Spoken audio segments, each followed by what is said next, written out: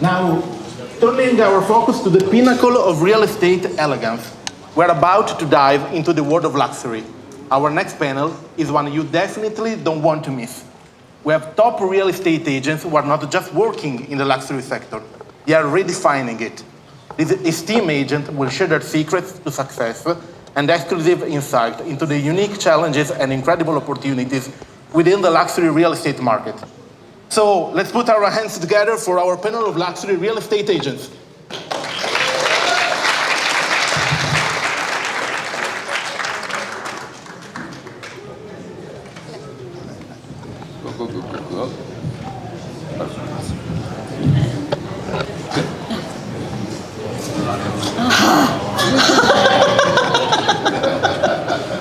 Go. No, Donia. So, hi everyone, and welcome to this amazing panel of agents that not only come from all different countries, but also work in different countries. Like I'm from South Africa, working in Portugal. We have people from France, Spain, UK, India.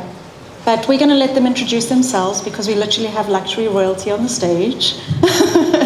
So we'll start with you, Audree. Can you tell us a bit about your background, what brought you to luxury? Yes, sure. So I'm Audree Mevellec. I've been in real estate for a few years now. And mic is not working? Really? Okay. Well, it's just because I was going to say how many years I've been in real estate.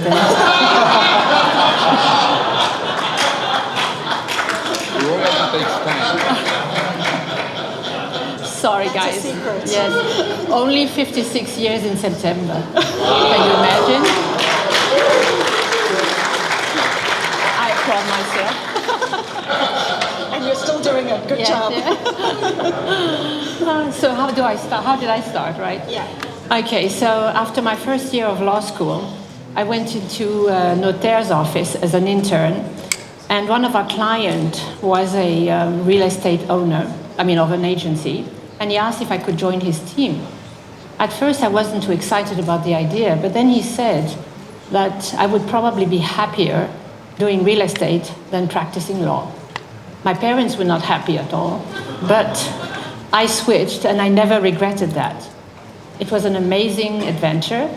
I was immediately drawn into the luxury real estate because of my family background, the fact that also I spoke about 4 languages already fluently, and because in the late 60s, real estate on the French Riviera was luxury. So that's how I started. Then I got married, followed my husband, who was a general manager of resort hotels in the Caribbean. I kept my clients, and they bought properties in St. Barts, Martinique, Guadeloupe, Jamaica, St. Lucia, etc. And in '98, we moved back to our house in Texas. I took my real estate license in Texas, and I joined a boutique real estate company. Abby was an amazing lady. Some of you might have known her. And she was a member of FIAPSI. And she, of course, was interested by my international background. And with her attorney, we created the first agreements allowing me to market properties that were located in France and in St. Barts. And we were the first ones to have in our MLS an out-of-state and out-of-country listing. So that's how my first international real estate started. No, you sold a castle. Oh, well, but that's later. And next up we have Spain. Nice being here. Can you hear me? Yeah. Okay. My name is Severo Villa. I'm from Mexico, actually. I moved to Spain a couple of years ago. Best decision ever. I come from hotels, in Marriott hotels, mainly in Mexico, the Caribbean, and South America. I did that for over 33 years. And that gave me the opportunity to live in different places, different countries in Latin America, and to travel to another 65. When I moved to Marbella, I didn't know what to do with my life, and I needed to reinvent myself. I was invited to an event, a beautiful opening of a nice villa in Marbella. When I was there, this person approached me and told me about eXp. eXp, what is this? Tell me more. So I came to mind to realize that I love to travel, I love good life, I love hotels, I love people, I love design, I love sales. So what a better way to put my passion into something like this and make a good living out of it and get to know people just like you. So I'm just thrilled to be here.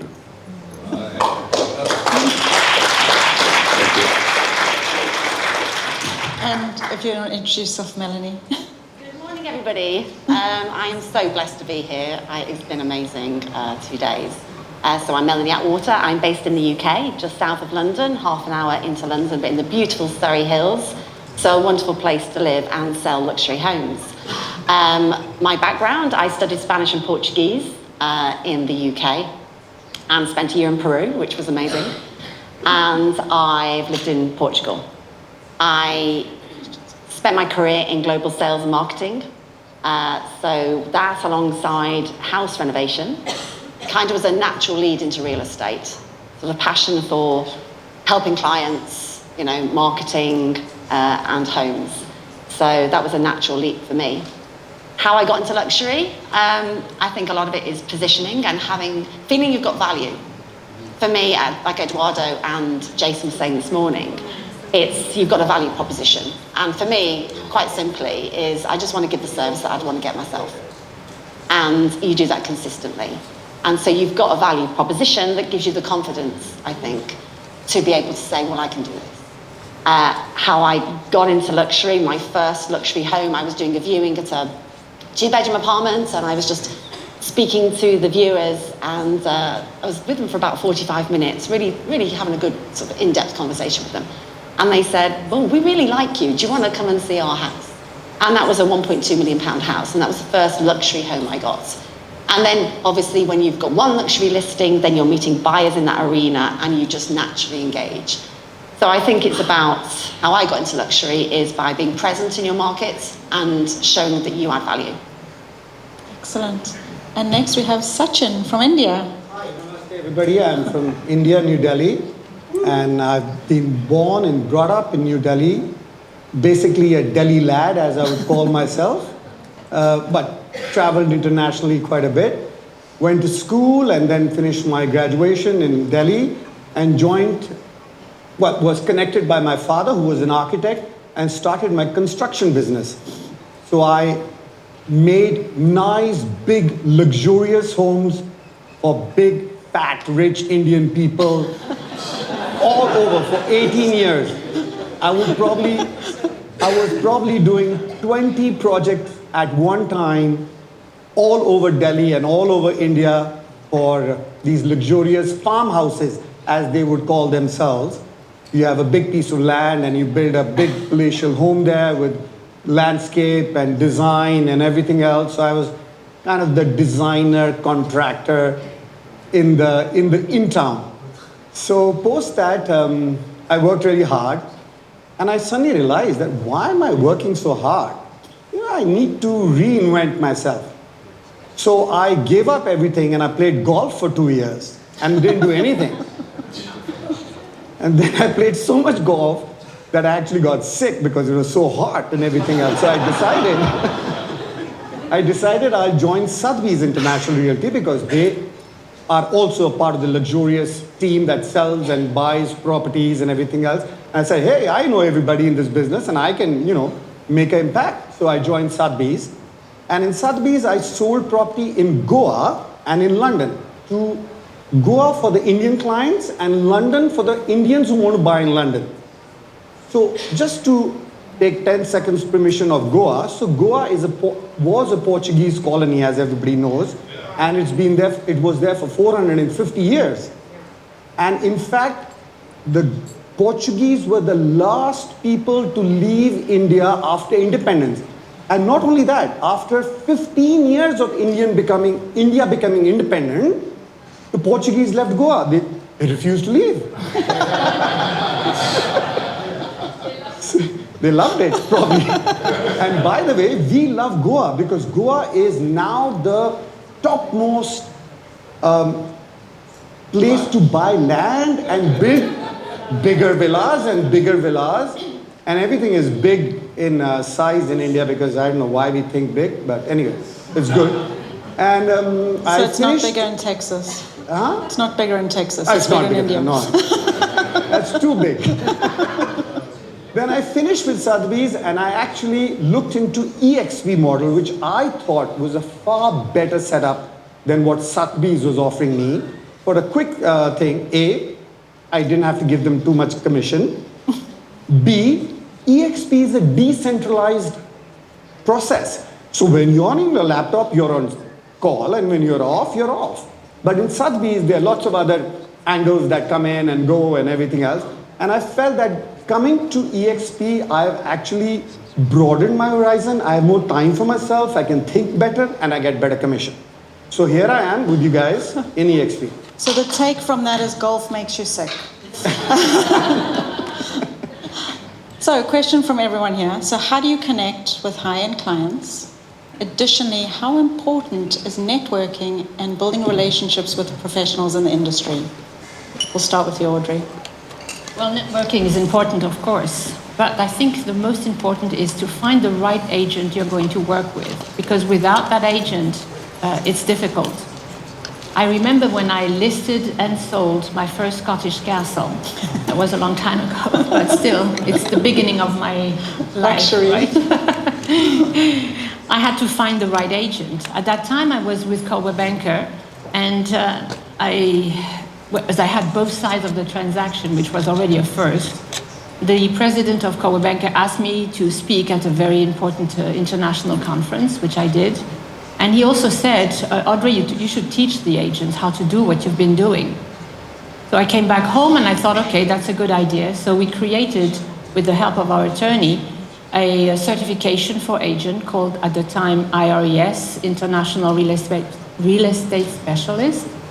And with that, I moved to Keller Williams. And at Keller Williams, I met Jean and Susan, who some of you know because they are now eXp, and I think they are pretty high on eXp, I would believe. And I'm not sure though, but I think. And they helped in the training of our IRES agents. And then I moved to RE/MAX, and RE/MAX, our program was a part of the international luxury and of the university program, and we trained thousands and thousands of agents, and I decided to retire.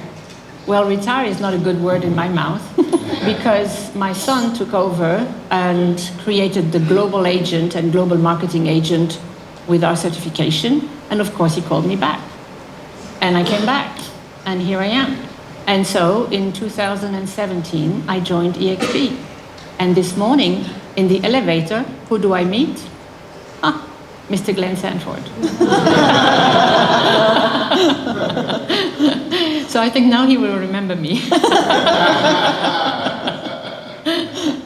So networking, of course, is very important, because if you don't do that, then you don't have the capabilities of listing and selling your properties.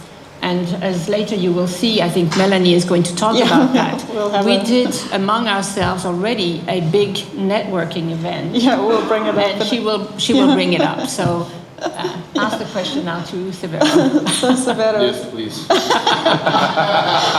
I'm feeling jealous already. Okay. Networking is so important in every aspect of your life. I mean, it's all about showing up, being there, being current, and make sure you show exactly what you want or what they want to see from you. You have no second opportunities, as we said. I'm so happy to live in Marbella. In Marbella, I get to know people from all over the world who come to seek for a nice property, either to invest or to have a second home, or maybe to retire someday for good. High-end market is rising up, is getting more and more asked for clients because people is looking for a great quality of life and they're looking for great weather. We have it all. Now, unfortunately, in Marbella, I cannot wear my suits as I'm wearing them here because it's out there, okay? And what I love about Marbella is that it's a great market. 120 nationalities are living there, 60 golf courses. You will love it, Sachin, by the way. I go to the local bars, I go to the golf courses, I go to the arts exhibits where you get to meet these people. And most importantly, I go to this beautiful cantina, it's called Los Amigos by Belgian friends. And I go there and I'm happy that I'm 60. I just turned 60 a couple of days ago. And I'm the youngest one. I just love it. Attitude in life is so important. And when you have the right attitude and you connect to people, that is the best, because after you connect and they trust you, when they trust you, you can talk about everything. I've been able to be happy and proud about being to different countries, to travel. I can talk about different aspects in life, and people like that. I like to think I'm very likable, I like to think so, okay? And I'm proud of it because I achieved it in life because I come from a small town in Mexico. And I'm in Lisbon right now speaking to you. Thank you. I'm happy. Excellent. And same question for you, Melanie. So networking, yes, incredibly important. Being seen, to be, and it's, again, it helps establish relationships. So 2 stories I can think of. One story is I used to live in Portugal and I consider it my second home. I love it here. And so I was visiting Portugal just over a year ago and I decided to get some leaflets drawn up. I used to play tennis here a lot, and there's a fabulous tennis centre in Quinta do Lago on the Algarve. And so I knew that there'd be a lot of sort of people with luxury homes there from all over the world. And so I had some brochures made up, a calendar of events, of sporting events, so Formula One, golf, Wimbledon, tennis. And I just went to see a friend play tennis, and I just said to everybody when they came off court, if anybody wants a calendar of events, here you go. And on the back it just said, your personal independent estate agent. And a guy reached out to me and said, so you're an estate agent? I said, yes. And he actually had a really lovely home in Guildford, in Surrey, in the UK. And he'd been struggling to sell it. And I said, well, show me the listing, and if I can give you any advice. And I just said, well, you're backing onto a golf course, you need a drone, and you need video. And he anyway subsequently said, please, can you sell my home? So that was me networking at a tennis club. And again, one property leads to another. And then the second story is we had a Zoom call planning for this panel. And I'd been invited to France on the French Riviera by a mutual contact because she had some land to sell with planning permission, which is amazing in that part of the world. And so I was there to meet her, and I was just doing a Zoom call in the hotel I was staying. And it was a beautiful boutique hotel that had just been finished. And I was in the reception area, and we were on a Zoom call. I had my phone on loads of books, and we were just chatting away to these wonderful people here. And after the Zoom call, I was still on the phone to Leesa, and I said, Leesa, I'm in this most amazing hotel. It's so beautiful. Let me show you around. So I flipped my phone camera around, and I was going, look at this, the attention to detail. And the guy who owns it is French, and he's married to a Portuguese lady. And I think such a big thing here is global. With the amount of times we talk about global, it is incredible. And Leesa said, would he be interested in selling the hotel? And I said, well, I'll ask him, Jonathan. I know you've only just finished the hotel, but would you consider selling? And he said, well, yeah, actually, we would. And we are. And I said, well, can I introduce you to Leesa? So I've got Leesa on my phone and Jonathan there physically standing in front of me. Let me introduce. And Leesa said, I might have a buyer for you from the States. And so that is just global networking there. And it's just organic, but it's positioning yourself. And again, one thing that's come out of this conference is having confidence, and just being confident of what you offer. But also realizing eXp gives you the tools to do that. Absolutely. Yeah. Across countries, we're all working in different countries. This is an extended team, isn't it? It really is. Fantastic. So, yeah. And same question with you, Sachin. Networking is just a base, but the main catalyst is trust. If we wouldn't have had our conversations on Zoom before, that trust would not be there, right? So it's all about trust. And the best form to get and do networking with people is through sports. You'll be surprised. If you're sporty. Because the group you play with, the team that you play with, the gang, the boys, or whoever you play with, if you play the game right, they will trust you. And when there is trust, whether it is in sports, whether it is in business, or whether it is in networking, or wherever it is, you don't need to ask that guy that, listen, hey, you want to sell a house? He knows you're an agent. He's going to come to you and say, hey, Sachin, I have this house. Can you sell it for me? So sports, I think so, is a very, very great connector, networker, or whatever you may call it. But then you have to play a good game. So that's a very important part. You can't be a bad sportsman and still get work. So if you can't play sports, network the other way, hand out cards. Yeah. The other very important factor for networking is your school and college alumni. Believe me, it works very well. In school, whoever you're connected to, in college, whoever you're connected to, or you're a class of so-and-so year, or whatever, they will all want to reach out to you. Whether it's for business, whether it's for social, whether it's for anything else, it's a great thing. So you can actually, 4,000 numbers on your mobile phone, 400 calls you can make in 6 months and get at least 20 deals done. It's very simple. There is nothing known as networking. It's all in your pocket, in your hand these days. That's a really good point. And it's all about alumni, connection, and teamwork. My last thing, So Sachin, important, we have 10 minutes. We have another Just the question for last the one. whole panel. wealth managers. Please get connected to wealth managers. They actually do a good job to sell. Sorry, on to you. Excellent. So the last question, everyone, you have 9 minutes 40. So to stand out as an expert, how do you differentiate your expertise as a luxury agent? Okay. So first of all, I think it's not just you, it's who your clients are. And I think you have to make a difference between the old money and the nouveau riche, because obviously you do not treat. Yes, exactly. She's like, thank you for mentioning that. Okay. No, but it's true. No, it's true. You don't treat royalty the same way as you will treat celebrities. That would be a faux pas. And in French, we're very good at that. So.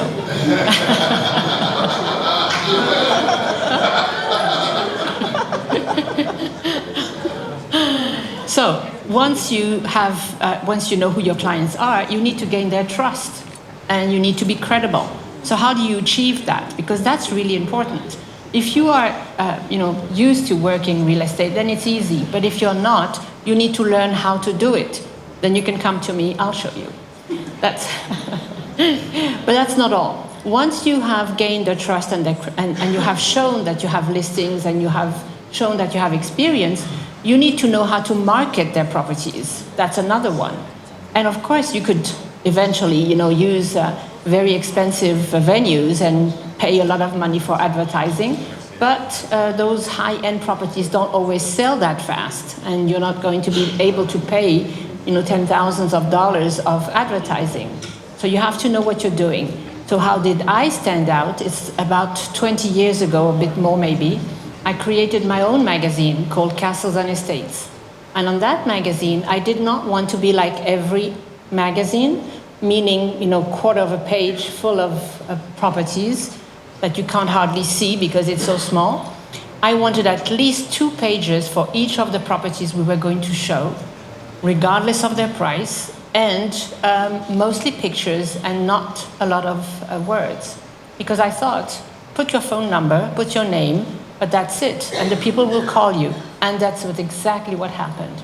So at first, the magazine was on paper, but then, we now are with the digital era, so the magazine is digital, and we send it to lists of famous people, architects, lawyers, and owners of Ferraris, of Rolls Royces, of private planes, and of course to agents, to our agents with the GMA and Global Agent Network, which is important, and we allow our agents to market that for free.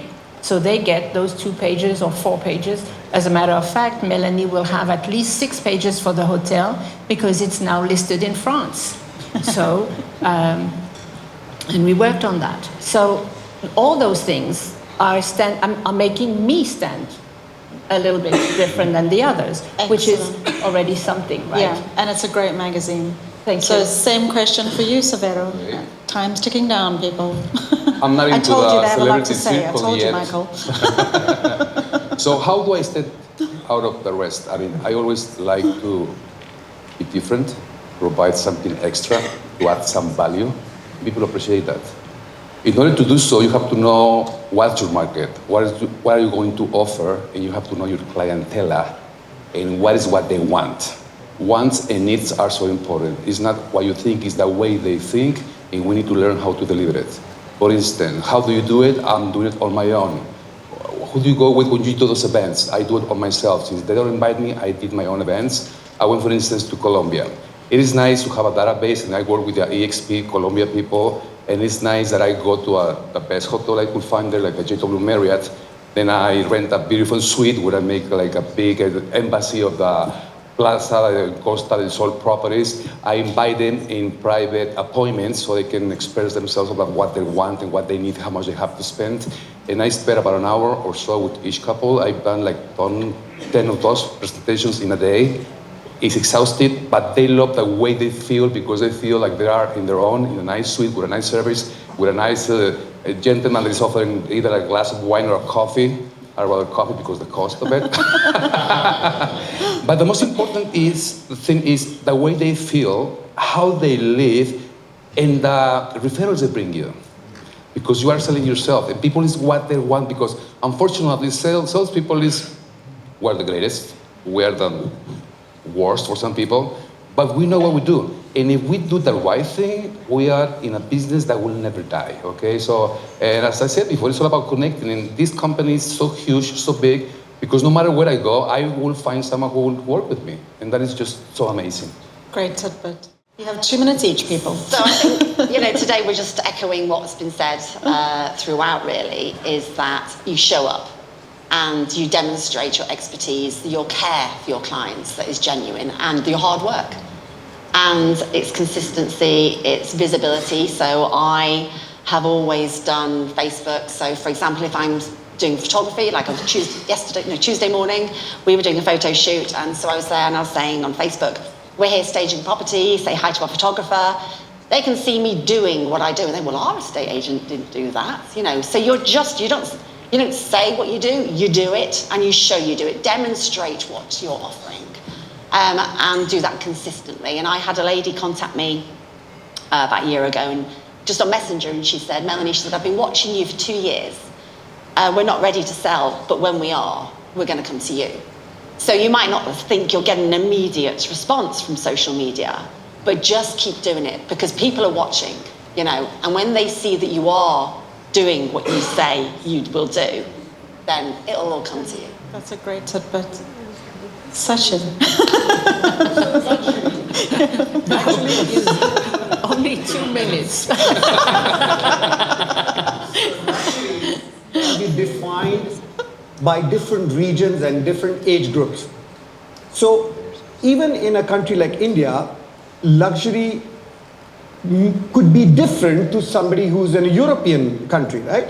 Because let's say we have a very hot climate and we have a beautiful home which has air conditioning or which has heating, which has a swimming pool is needed. For a European, that air conditioning or things may not be needed.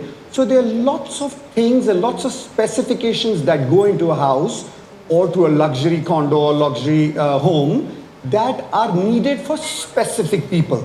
So luckily, I've been in construction all my life, and I know exactly what specifications and details that go into a house. And as you know, God is in detail. So you check out where the God is, and then you go to the client and find out who's the decision maker.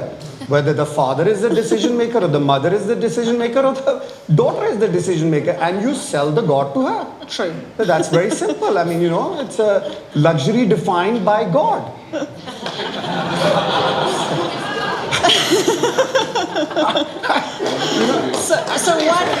got 2 minutes. So one last thing. What would be your one takeaway to give to someone if they want to get into luxury?